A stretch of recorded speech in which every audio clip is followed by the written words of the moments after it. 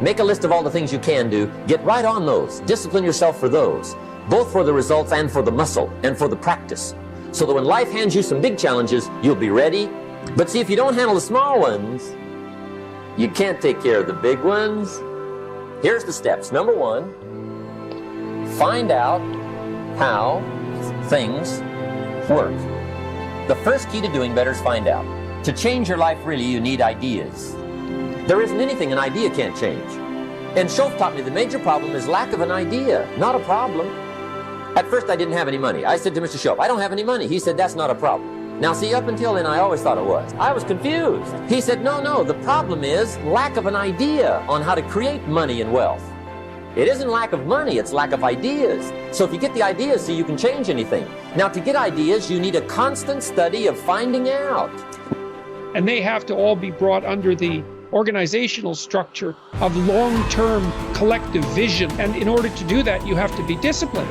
And any discipline, technically speaking, is an attempt to bring all those competing short-term impulses under a larger scale and more inclusive framework. You do that, and then, well, that's actually what gives you freedom. If you're going to mess around with very complicated and dangerous matters, you should really put your life together. We also know that the higher your conscientiousness, the lower your neuroticism. Conscientiousness does seem to keep neuroticism in check, and so I would say, and have said this to many people, clean your room, organize your life, get a routine, establish disciplined habits. The next subject is setting goals. Let me show you what turned my life every way but loose. Setting goals. Here's what can easily happen if you don't set goals. It's easy to let life deteriorate into making a living instead of designing a life. And we all have a choice. Make a living or design a life. It's easy to get trapped by economic necessity. But the best advice I can give you on how to break out of that trap is to learn how to set goals. Mr. Schoaf put it to me this way. He said, Jim, if you had enough reasons, you could do the most incredible things.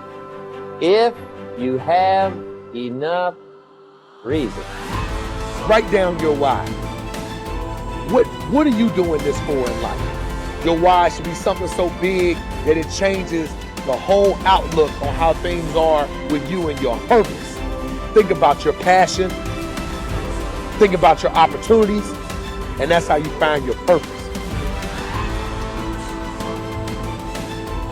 When that why meets up with your passion, your opportunity, your purpose, then you'll find out.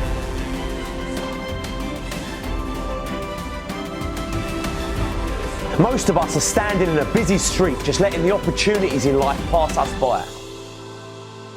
We're waiting for the perfect situation, the perfect circumstances, the perfect opportunity, the perfect time. There's never going to be a perfect time or the perfect moment.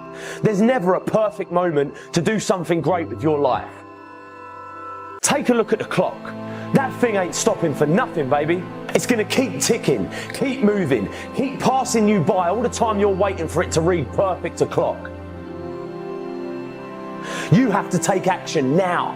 Whatever that goal is, whatever that dream is that you're holding in your mind, now is the time. Forget all your excuses. Forget all your problems.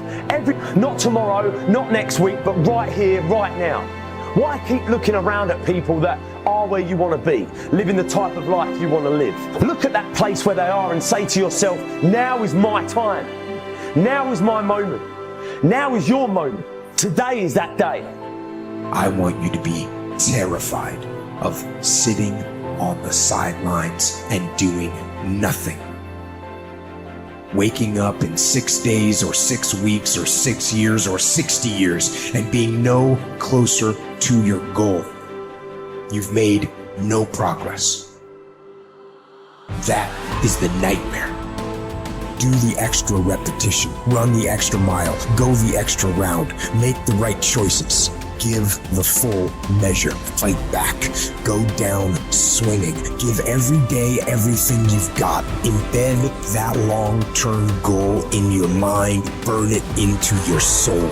I got here not because I'm the strongest, not because I'm the fastest, not because I'm the best. I never stopped fighting. it got harder and it got harder. And it seemed the further I climbed, the harder it got. But I didn't stop. I didn't quit. I just kept fighting and fighting and fighting. Think about it, write about it, talk about it, hang it up on your wall, but most important, do something about it every day. Every day, do something that moves you toward that goal, that keeps that goal alive and in sight and in focus. Do what you say, mean what you say, follow through for something for one time in your life. One time.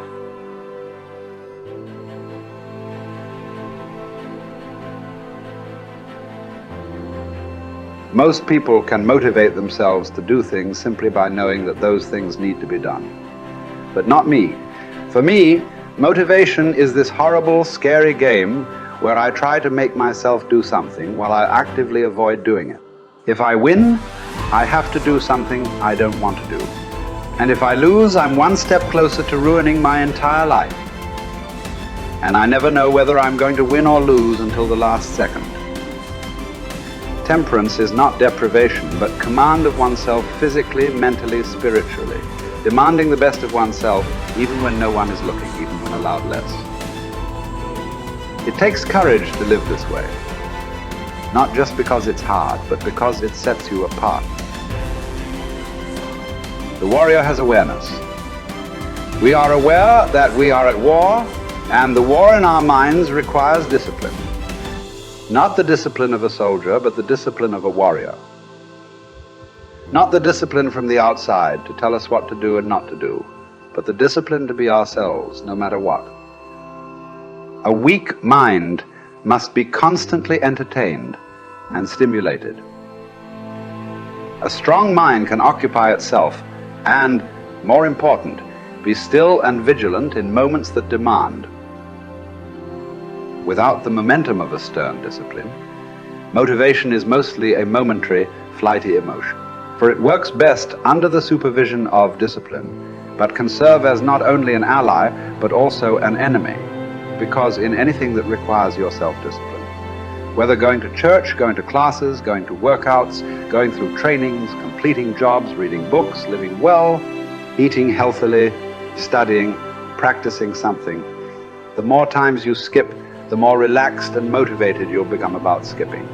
And the next thing you know, you've quit your fight altogether. Or put in short, the more you skip, the more you'll skip until you've quit. Maybe then you'll see that motivation bears its fruits when watered by discipline, but it spoils when not. We don't need accomplishments to feel good or to be good enough. What do we need? The truth. Not much. Some food and water. Work that we can challenge ourselves with. A calm mind in the midst of adversity. Sleep. A solid routine, a cause we are committed to. Something we're getting better at. Everything else is extra. Or worse, as history has shown countless times, the source of our painful downfall. If the first step is just showing up, committing to doing something each day, then the next step is finding something to focus on getting better at each day.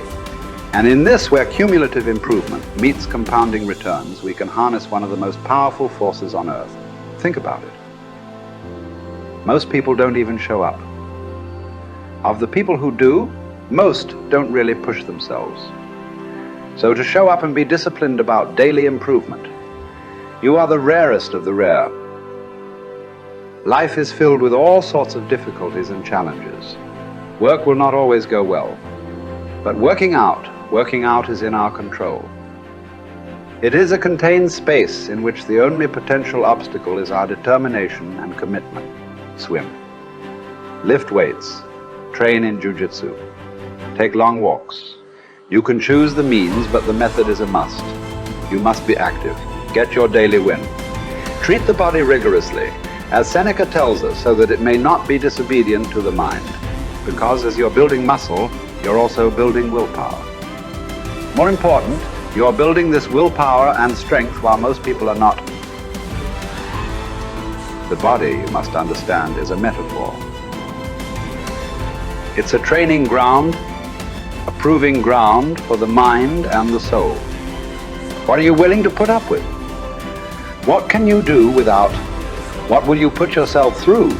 What can you produce with it? Only you know what it will look like to train in your art like a samurai, an Olympic athlete, a master in pursuit of excellence. Only you will know what you need to practice from morning until night, what to repeat 10,000 times. It won't be easy, but in that burden is also freedom and confidence. The pleasure of the flow state, the rhythm of second nature, the quiet calmness of knowing that from the practice you'll know exactly what to do when it counts, the pride and the dependability of doing it too.